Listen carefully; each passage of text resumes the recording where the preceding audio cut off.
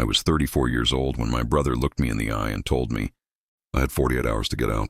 3 days after we buried our parents, while I was still recovering from the spinal surgery that nearly paralyzed me 2 years ago, Marcus stood in the doorway of the only home I had left and said those exact words. He brought moving boxes.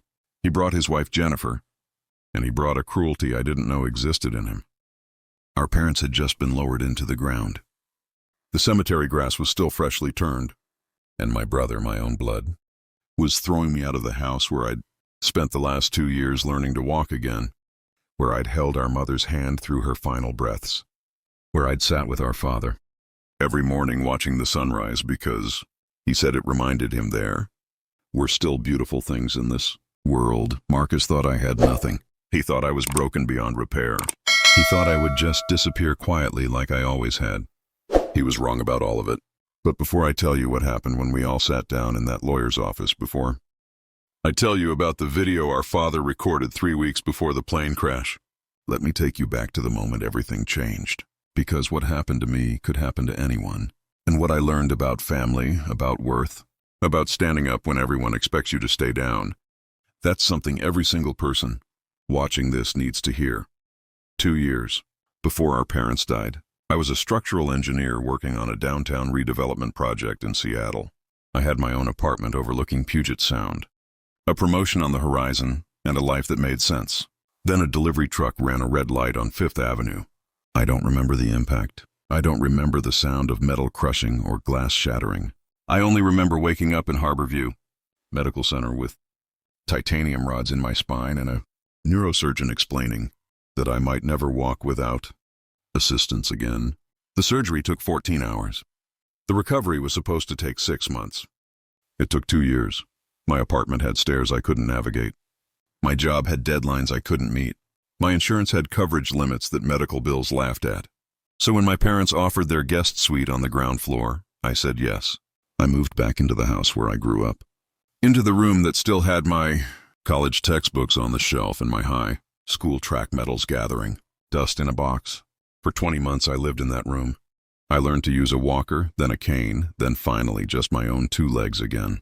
I learned what it means to be completely dependent on other people for things you've done yourself since you were 5 years old. I learned that pride is a luxury you can't afford when you need help getting dressed. My mother read to me on the days when the pain was too much to do anything else. My father built a ramp off the back deck so I could sit outside without having to navigate steps. They never once made me feel like a burden. They never once suggested I should be anywhere else. Marcus called maybe twice a month. Always quick conversations. Always rushing off to something more important. He never asked about my physical therapy appointments. He never asked how I was managing the pain. The few times he did call and I answered, his response was always the same. Oh, you're still there. Let me talk to Dad. Still there. Like I was a house guest who'd overstayed their welcome. Like I was a problem that refused to solve itself.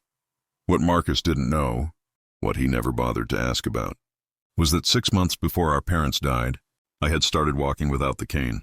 First just around the house, then outside, then finally down to the neighborhood park where I used to run 5 miles every morning before the accident. I was healing. I was getting stronger. I was rebuilding my life piece by piece. But to Marcus, I would always be the broken one. The one who needed saving. The one who wasn't worth his time. The Christmas before our parents died, Marcus came home with his perfect family. Jennifer wore designer clothes that cost more than my monthly medical bills. Their 2 kids, Sophie and Nathan, ran through the house touching everything like they were already measuring it for their inheritance. Marcus directed everyone like he was running a board meeting, rearranging furniture, critiquing the decorations, making sure everyone knew he was in charge. I spent 4 days cooking their favorite meals. Homemade lasagna for Nathan, blueberry pancakes for Sophie, the same recipes our mother had made for us growing up. I did it standing at the counter without my cane for the first time in 2 years. My back screaming after 30 minutes, because I wanted to contribute. I wanted to prove I was still capable of something. On Christmas morning, everyone gathered in the living room for the annual family photo. My father set up the camera on the tripod. My mother adjusted the tree lights. The kids argued about who got to stand where. Marcus looked at me and smiled, but it wasn't the smile I remembered from childhood.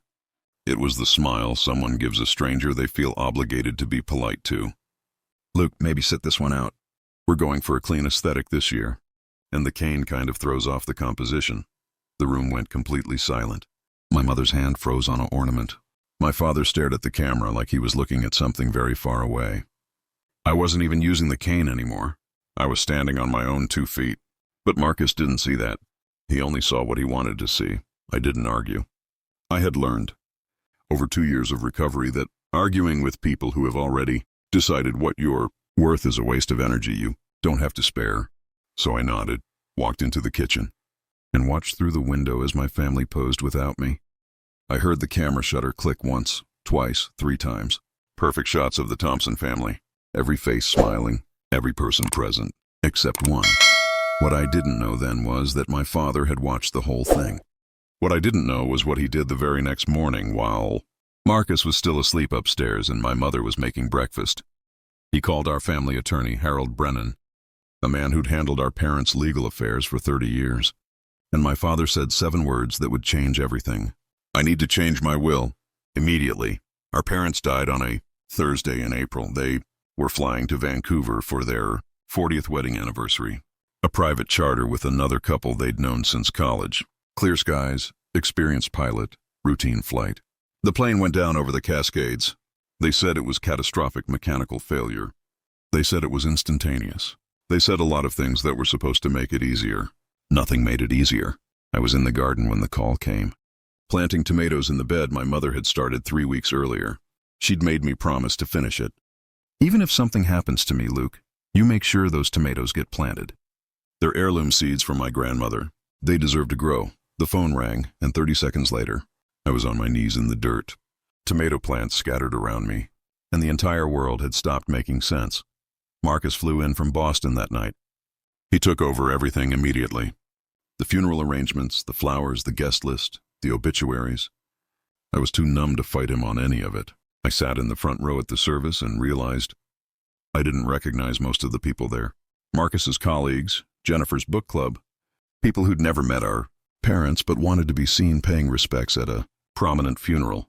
3 days after we buried them, Marcus asked to speak with me. He found me in the living room sorting through condolence cards. I couldn't bring myself to read yet. He didn't sit down. He stood in the doorway with his arms crossed. Jennifer behind him like a shadow. I spoke with the estate attorney, he said. Everything transfers to me. The house, the accounts, the investments, all of it. I looked up slowly. What attorney? The attorney, Dad's lawyer. He waved his hand dismissively. He confirmed the will. Everything goes to the eldest son. Did he give you documents? A copy of the will? Something flickered across Marcus's face, just for a second. I don't need to show you anything. You have 48 hours to pack your things and find somewhere else to live. Something cold settled into my stomach. Marcus had said the attorney and Dad's lawyer, but he hadn't said Harold Brennan's name. Our parents had used Harold for over 30 years. If Marcus had actually spoken to him, he would have used his name. He was bluffing. That night, I sat alone in my father's study and took inventory of my life. No job. I'd had to close my consulting practice 18 months ago when the medical bills made it impossible to keep any clients. No savings. What little I had left went to co-pays, specialists, and the endless prescriptions that kept my spine from seizing up. No income beyond disability payments that barely covered food. And now apparently no home. I looked around the room at my father's desk, worn smooth from 40 years of use. My mother's reading chair where she'd sat every evening with a book. And a cup of tea. The window that overlooked the garden we'd built together over the past 2 years. Her planning, me building, both of us dreaming about what it could become. This house wasn't just walls and a roof. This was where I'd taken my first steps after doctors said I might never walk again. This was where my mother held my hand through physical therapy sessions that left me screaming into a pillow. This was where my father taught me that being broken doesn't mean being worthless. Every room held a memory. Every corner held a piece of my parents. If I walked away now, I wouldn't just lose a house. I would lose them all over again. And worse, I would be proving Marcus right. I would be accepting that I was broken, that I was useless, that I didn't deserve to be here. I couldn't accept that. I wouldn't. I started searching through drawers looking for something. Anything that might prove Marcus was lying. In the bottom drawer of my father's desk, beneath old tax returns and yellowed photographs, I found a business card. Harold Brennan, estate attorney. I turned it over. On the back, in my father's precise handwriting, were 8 words. Call him the moment Marcus shows his hand. My father never wrote notes. He was a man who remembered everything, who kept every detail in his head. So why this one? Why this specific instruction? 3 days later, Marcus came back with Jennifer and a moving truck. I was in the living room doing my physical therapy stretches. The doctor said I needed to maintain the routine or risk losing mobility. The front door slammed open. Marcus walked in carrying empty boxes. Jennifer behind him with packing tape and markers. They dropped everything at my feet. Start packing, Marcus said. The movers are here. You've got 2 hours. Marcus, I need more time. I'm still what? Still pretending you can't take care of yourself? I was in a major accident. You know that. 2 years ago. He kicked one of the boxes toward me. Time to move on. Jennifer shifted uncomfortably, her eyes darting between us. Marcus, maybe we should talk about this. There's nothing to talk about. Behind him, I heard Mrs. Chen, our neighbor of 30 years, come in through the back door. She'd been bringing me meals since the funeral. Beside her was David, my father's best friend, who'd come to help me sort through some of my dad's tools. They both heard what came next. Marcus stepped closer, close enough that I could see the veins in his neck. You need to find somewhere else to be a burden. You're useless now, and I'm not going to subsidize whatever this is. He gestured at me, at my life, like it was garbage. This house is worth millions. I have a family to support. You're just taking up space. The words hung in the air like smoke. Mrs. Chen made a sound like she'd been slapped. David's hand went to his chest. Marcus didn't even glance at them. To him they were invisible, irrelevant, but I saw David do something strange. He pulled out his phone and started recording, holding it low by his side where Marcus couldn't see. At the time, I didn't understand why. Later I would. Mrs. Chen was the first to move. She stepped forward, all 5 feet of her, suddenly filled with the kind of fury that comes from watching someone you love get destroyed. She'd known my mother since before I was born. She'd babysat both Marcus and me. She'd watched us grow up, and she had clearly chosen a side. Marcus Thompson. Her voice could have cut steel. Your mother would be ashamed of you right now. Marcus turned slowly, his face arranged in polite confusion. I'm sorry, who invited you into this? I've known this family for 30 years. I held you when you were a baby. I watched you become this. She gestured at him with disgust. This is between family, Jennifer said weakly. I was family when your husband was learning to walk. When he was crying because his brother never called. When he was taking care of your in-laws while you people were too busy to visit. Something cracked in Marcus's expression. Uncertainty, maybe, or just rage at being challenged. My parents left everything to me. That's how it works. I'm the oldest. I'm the one with a family to support. Your parents didn't leave you anything yet, David said quietly from the doorway. Everyone turned to look at him. The will hasn't been read. Marcus's jaw tightened. I spoke with the lawyer. He confirmed, you spoke to a lawyer. Maybe your lawyer, but Harold Brennan hasn't contacted anyone yet. I know because I called him yesterday to ask about your father's instructions for the memorial fund. The room went dead silent. Marcus's face cycled through emotions too fast to track. Jennifer grabbed his arm. Marcus, let's go. We can deal with this later. Friday, Marcus said, pointing at me. I want you gone by Friday. If you're not out, I'll have the locks changed and your stuff on the lawn. He grabbed Jennifer and walked out, slamming the door hard enough to rattle the windows. Mrs. Chen squeezed my shoulder. Don't you worry, honey. This isn't over. David was still holding his phone, the recording icon glowing on the screen. I got all of it, he said quietly. Every word, just in case. The next morning, Jennifer showed up alone. I found her sitting on the front steps when I came back from my walk, arms wrapped around herself, looking like someone who'd lost an argument with her own conscience. Luke, can we talk? I sat down beside her, keeping space between us. Does Marcus know you're here? No, he thinks I'm at yoga. She wouldn't look at me. I need to explain something. About yesterday. Marcus is under a lot of stress. Stress? To throw his disabled brother out of their dead parents' house? You're not disabled anymore. You're walking fine. I'm walking now. 2 years ago I couldn't. That's not something Marcus bothered to notice. Jennifer was quiet for a long moment. Then, in a voice barely above a whisper, "We need the money." "Luke, we need it badly." I went very still. "Need? The house alone is worth—" She stopped herself. "The estate needs to be settled quickly. For everyone's sake." "Jennifer, what's going on?" She looked at the street, at the trees, anywhere but at me. "Marcus made some investments last year. Cryptocurrency, tech startups, things his colleagues were doing. He said everyone was making money. He said it was guaranteed. How much did he lose?" She closed her eyes. 600,000, give or take. The number sat between us like a bomb. "The bank is threatening foreclosure," she continued. "Sophie's private school sent a letter about unpaid tuition. Nathan's therapy appointments are being canceled. We're drowning, Luke, and Marcus thought—" "He thought our parents' estate would save him." Jennifer nodded, tears running down her face. "He's not a bad person. He's just desperate. We both are." "Jennifer." I kept my voice calm. "That doesn't make it okay. You can't destroy someone's life because you made bad choices with your own." I know that. But what am I supposed to do? Watch my kids lose everything? They're losing their father's integrity. That's worse than losing a house." She stood up, wiping her eyes. "He's going to be so angry I came here." "Then why did you?" Jennifer looked at me for the first time since she'd arrived. Really looked at me. "Because your mother was kind to me when I married into this family. She told me that Thompson men could be stubborn and blind, but the good ones figure it out eventually. She said if I ever needed help, I should ask you, not Marcus." She walked toward her car, then turned back. "I'm sorry, Luke, for all of it. I really am." That afternoon, I called the number on the business card. The phone rang 3 times. "Brennan Law Office? This is Harold speaking." "Mr. Brennan, this is Luke Thompson, Robert and Eleanor's son." A pause, then his voice warmed considerably. "Luke, I've been waiting for your call.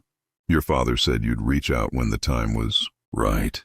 Something in his tone made my throat tight. "Marcus says the estate goes to him. He says you confirmed it." A dry laugh. "I haven't spoken to Marcus in 5 years.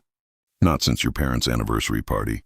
And I certainly haven't confirmed anything about the will." The relief was overwhelming. "So he's lying. I wouldn't presume to characterize your brother's statements. What I can tell you is that your parents were very specific about their estate plans. Very specific, Luke. And there are aspects of the will that require context. Things your father wanted you to understand before the official reading." "What does that mean?" "It means your father changed his will 6 months ago. Right after Christmas. He told me he finally saw things clearly. He said he understood which son saw them as people and which son saw them as an inheritance." My vision blurred. "Mr. Brennan, call me Harold. And Luke, I need you to come to my office before the formal reading. There's something your father recorded. He wanted you to see it first. He wanted you to be prepared." "Prepared for what?" "For what comes next, because your brother isn't going to take this well. Your father knew that. He planned for it. The day before the official will reading, Mrs. Chen came over with a casserole and a manila envelope. We sat in the kitchen while I picked at the food I couldn't taste. 'Your mother gave this to me 3 weeks before the accident,' she said, pushing the envelope across the table. 'She said if anything happened to her and your father, I should give it to you after the funeral. She said you'd need it.' Inside was a letter in my mother's handwriting, dated 6 weeks before she died. 'My dearest Luke, if you're reading this, it means your father and I are gone. It means you're probably sitting in that kitchen we renovated together. The one where we spent so many mornings talking about everything and nothing. It means Marcus has likely shown you exactly who he is. I'm not surprised. I've seen it coming for years. Your father changed his will after Christmas, after we watched Marcus exclude you from the family photo, after we heard him tell Jennifer that you were dragging us down, after we realized that he sees you as competition, not as a brother. The will protects you, Luke. It ensures you have the home you helped us maintain, the security you deserve, and the resources to continue building your life. But more than that, it's our way of telling you what we should have said every single day. You are not broken. You never were. You are our quiet strength, our steady heart, the son who showed up. We love you beyond measure." I couldn't see the paper anymore through my tears. Mrs. Chen reached across the table and held my hand. "They knew, honey. They knew exactly what Marcus would do, and they made sure you'd be okay." 5 days after my parents died, I walked into Harold Brennan's office on the 23rd floor of the Columbia Center in downtown Seattle. The receptionist directed me to a conference room at the end of the hall, all glass walls and leather chairs, floor-to-ceiling windows overlooking Elliott Bay. Marcus was already there, sitting at the head of the table like he owned it. Jennifer sat beside him picking at her nails.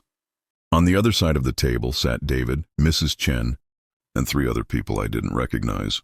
Harold entered with a leather briefcase and a court stenographer. He was exactly what I expected from a man who'd practiced law for 40 years. Silver-haired, unshakable calm, the kind of person who'd delivered life-changing news so many times that nothing surprised him anymore. "Thank you all for coming," Harold said, taking his seat. "Before we begin the formal reading, I need to verify something." He looked directly at Marcus. "Mr. Thompson, you've made claims about the contents of your parents' will. Can you tell me what document you're referencing?" Marcus straightened. "The will that was in my mother's desk. Standard estate document dated 5 years ago. Everything to the eldest son, with provisions for my brother." "The document in your mother's desk?" Harold nodded slowly. "Can you describe it?" 4 pages. Legal boilerplate. Clear instructions about asset distribution. Harold removed his reading glasses and cleaned them carefully. The gesture was almost theatrical. "Mr. Thompson, have you ever seen the complete will your parents filed with my office? Or just the summary document they kept for reference?" Marcus's confident expression flickered. "What are you talking about?" "That was the will." Harold opened his briefcase and withdrew a document, bound in blue legal paper. He placed it on the table between us. "This is your parents' last will and testament. 48 pages. Executed 6 months ago. Witnessed by 2 of my partners, notarized, and filed with King County Probate Court. This is the legal will. The only will that matters." Marcus leaned forward. "That's impossible." I saw the will. It was dated.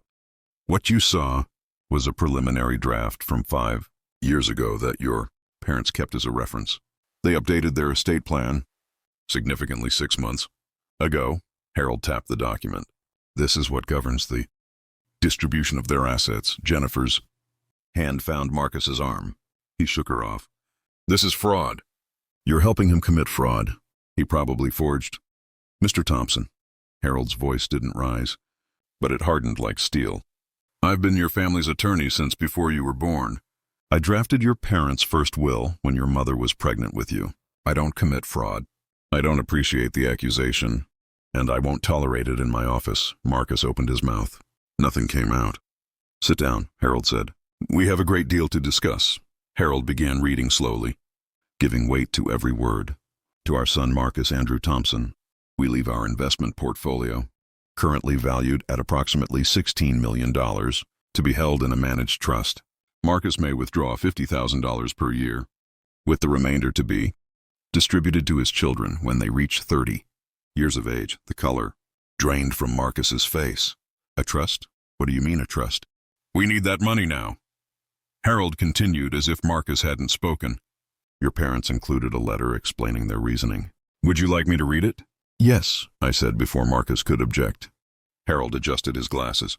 "We love Marcus deeply, but we have watched him make increasingly risky financial decisions over the past decade. We have seen substantial sums disappear into ventures that failed. We have tried to guide him, but he interprets guidance as criticism. We do not wish for our life savings to vanish within a year of our passing. This trust is not a punishment. It is protection. It ensures our grandchildren will have resources when they need them most." Marcus was shaking. Jennifer had gone completely white. Harold turned several pages. "Regarding the family home and surrounding property, currently valued at approximately $5 million. I stopped breathing. We leave our home to our son Luke David Thompson, with the condition that it cannot be sold for a period of 15 years. Luke has been our comfort through circumstances that would have broken most people. He has maintained our home, tended our garden, and given us peace in our final years. The house belongs to him. He has earned it in ways that transcend money." My vision blurred. Through the ringing in my ears, I could hear Marcus saying something, objecting, demanding, but I couldn't focus on his words. All I could hear was my parents' voices, reaching across death itself to tell me I mattered. "There's one more thing," Harold said.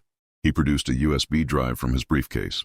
"Your parents recorded a message to be played at this reading." They were quite insistent about the timing. Marcus's head snapped up. "What message?" I never knew about any message. That was precisely the point. Mr. Thompson. Harold connected the drive to a laptop. Moments later, my mother's face appeared on a screen that lowered from the ceiling. She was sitting in our living room, in her favorite chair by the window. My father stood behind her, his hand on her shoulder. They both looked tired. They both looked absolutely certain. Boys, my mother began, if you're watching this, it means we're gone. It means things have unfolded exactly as we feared they might. My father spoke next. Marcus, you're our firstborn. We've loved you since the moment you arrived. But love doesn't excuse blindness. We've watched how you treat your brother. We've seen the way you dismiss him, diminish him, erase him from family moments, my mother's voice caught. Luke, you are not broken. You never were. You are our quiet strength. While Marcus chased things that glittered, you stayed. You cared. You showed up when showing up cost you everything. We changed our will after Christmas, my father said. His voice cracked. After we watched Marcus exclude you from the family photo, after we heard him tell Jennifer that you were dragging us down, we weren't going to let our death become another way for you to be erased. My mother reached toward the camera like she could touch us through the screen. We hope you two can reconcile. We really do. But if you can't, if Marcus continues down this path, at least Luke will never be homeless. At least he'll know his worth. The screen went dark. I couldn't see through my tears. But I heard Marcus's chair scrape as he stood and walked out. I heard Jennifer apologize to no one in particular. I heard the door slam. Harold handed me tissues. There's more. Your parents also established a separate fund of $2 million, designated specifically for your medical care and rehabilitation. They wanted to ensure you never had to choose between your health and financial security. David was crying. Mrs. Chen was crying. I was crying, and Marcus was gone. I found him in the parking garage 20 minutes later, leaning against his car with his head in his hands. Jennifer was on the phone nearby. Her voice strained as she talked to what sounded like their bank. When Marcus saw me, his face crumpled. This isn't fair, Luke. You don't understand what we're dealing with. I have kids. I have responsibilities. I have a life that's falling apart. And I had a spine that was falling apart. I had a career that disappeared. I had 2 years of my life erased. I kept my voice steady. You never once asked how I was doing, Marcus. Not once. I was busy. I had my own problems. Everyone has problems. That's not an excuse to become cruel. He looked at me like he was seeing me for the first time. Really seeing me. What am I supposed to do now? The bank is going to take everything. I could have walked away. I could have let him drown in the consequences of his own choices. Part of me wanted to. But that's not who our parents raised me to be. I'm going to make you an offer, I said. Once. Take it or leave it. Marcus straightened, hope flickering in his eyes. I'll loan you what you need to pay off the bank. No interest. Reasonable repayment terms. Enough to keep Sophie and Nathan in school and keep your house. You'd do that? His voice was barely a whisper. On one condition. I held up my hand. You apologize. Publicly, in front of everyone who was at the memorial reception. You tell them what you said to me. You tell them you were wrong. The hope died in his eyes. Luke, I can't. You can. You just don't want to. Pride matters more to you than your children's stability. I started walking toward my car. The offer expires in 1 week. Figure out what matters more, your image or your family. Marcus didn't follow. Jennifer did. She caught up with me at my car, tears streaming down her face. Thank you for offering, even after everything. I'm not doing it for him. I'm doing it because Sophie and Nathan don't deserve to suffer for their father's mistakes. He's a good man. Luke, he's just scared? Desperate, I know. I was those things too when I was learning to walk again. But I never told anyone to find somewhere else to die. She flinched. I'll talk to him. I'll make him understand. Don't make him do anything. Either he realizes he was wrong, or he doesn't. Either way, he has to live with his choices. Marcus never showed up. 1 week passed, then 2. The deadline expired. I heard through Mrs. Chen that they'd lost their house in Boston. They'd moved into a 2-bedroom apartment in a suburb I'd never heard of. Derek had taken a job at a regional insurance office, a fraction of his former salary. Sophie and Nathan had transferred to public school, Victoria. I caught myself. Marcus had transferred them to public school. He told people it was because the public school had better STEM programs. Nobody believed him. He called once, 3 months after the will reading. The phone rang at 11 p.m., waking me from the first decent sleep I'd had in weeks. Is the offer still good? His voice was hollow, exhausted. The loan? Yes. Long silence. What about the apology? Still required. I'm not ready. Then I'm not ready to write a check. He hung up. But he had called. That was something. It wasn't forgiveness. It wasn't reconciliation. But maybe it was the first microscopic step toward accountability.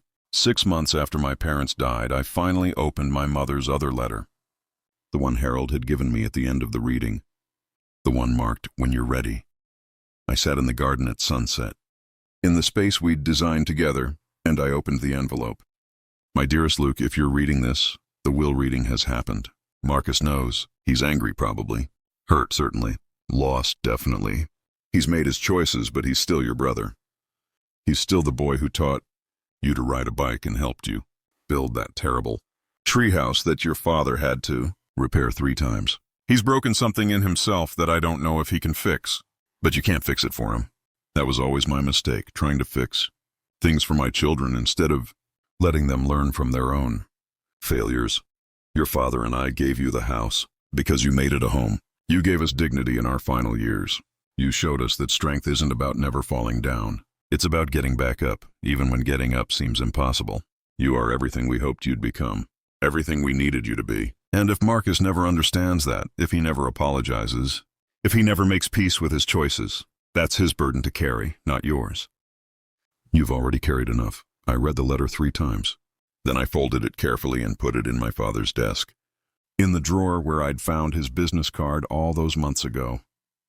I returned to work gradually, first consulting remotely for my old firm, then taking on small projects, eventually rebuilding my practice from the ground up. My first major project was redesigning the community center's accessibility features. Ramps, railings, automatic doors, everything I'd learned from my own recovery. I donated the design work. My second project was the garden.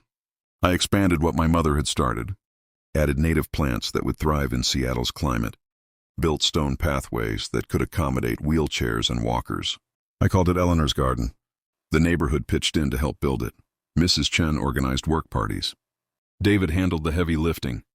Within 6 months, it became a place where people who were learning to move again could practice in peace. Marcus sent a card on my birthday, 8 months after the will reading.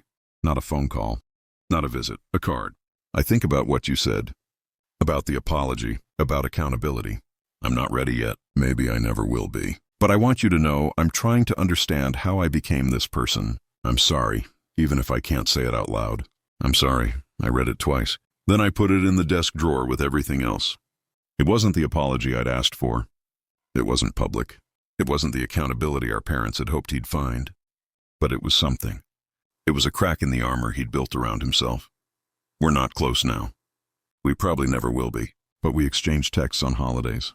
We send photos of Sophie and Nathan, who I barely know. We acknowledge each other's existence.